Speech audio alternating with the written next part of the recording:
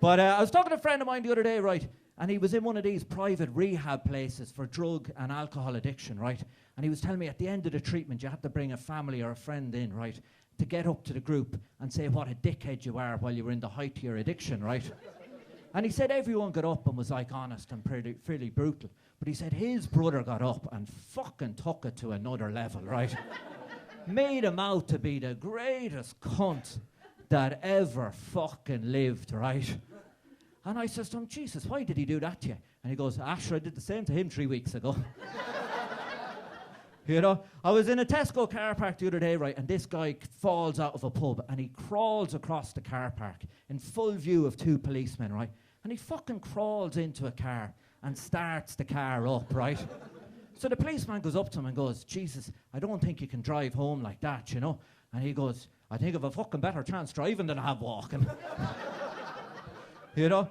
But I recently did my very first fully paid up professional comedy gig.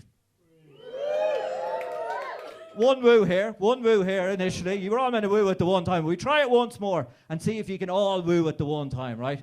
I recently just did my very first fully paid up professional comedy gig. And I proper fucked it up, right? It was in the Irish Centre in Hammersmith, right? And I imagined an audience of drunken Irish builders, right? So I thought to myself, I am going to go out there and blow the fucking roof off these cunts, right? And I jumped up on the stage and it was a room full of grannies, right? And I fucking panicked, right?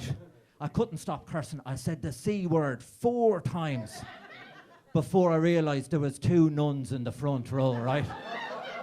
And the minute I finished me set, all the grannies ran to the bar to down double gin and tonics to settle their nerves, right?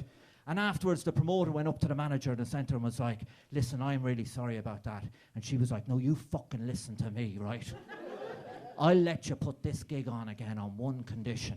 That little fella that did all the swearing, he has to come back. And he's like, what? And she's like, we haven't sold that much gin since St. Patrick's Day.